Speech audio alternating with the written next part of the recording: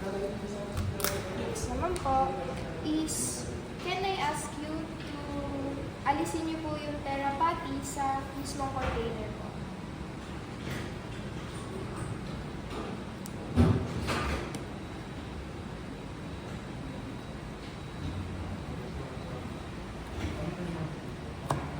Sir? After that po, mag-ano po tayo, i-roll niyo po siya sa table with your left hand. Roll po. Hanggang maging bilog po siya. Try niyo po siyang gawing bilog.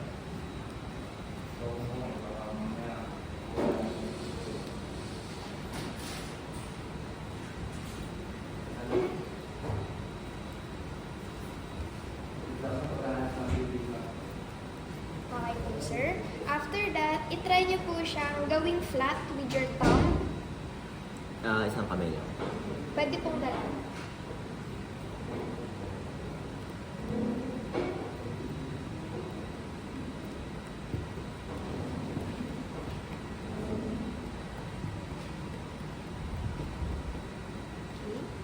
Next naman po, gamit po yung mga left fingers niyo po, i-ano niyo po siya, parang i-pinch niyo, tapos idikit po siya dito.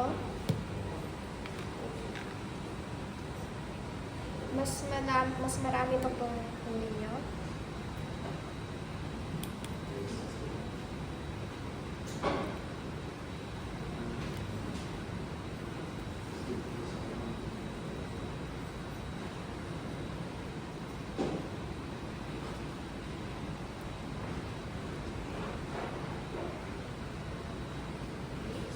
After that po, i-put back niyo po siya dito sa bilog na to, tapos bilugin niyo po siya at gawin niyo po siyang hotdog. Okay.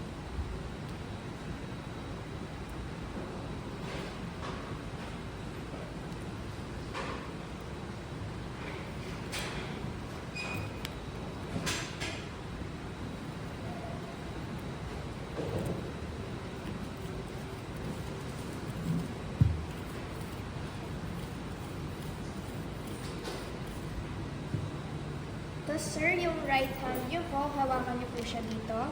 Tapos po, yung all 5 fingers niyo po, ganunin niyo po siya pababa. Yung left, Opo, yung left.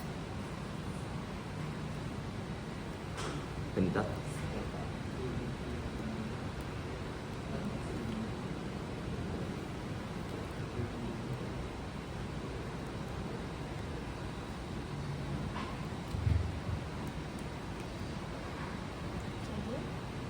After that po, i-hotdog niyo po ulit siya with both hands.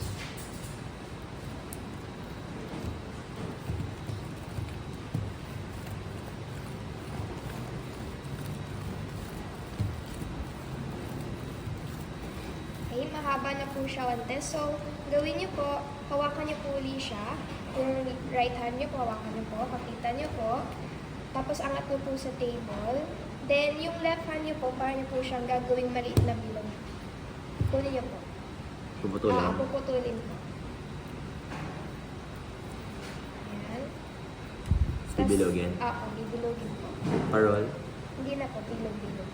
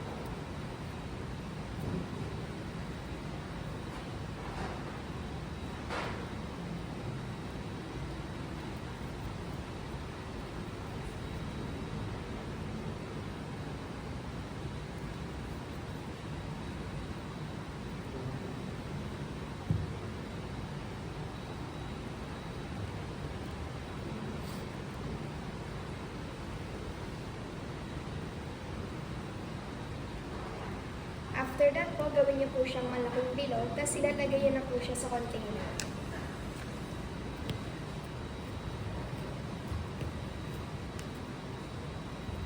Tutat lang.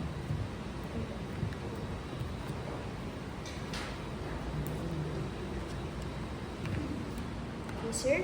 So that is all for the therapy exercise po. So ginawa po natin yung para po mas strengthen yung fingers natin. May naramdaman po ba kayo mga bala? Yeah, dito. So that's working po. So pwede niyo po siya gawin during your home exercise po. Pwede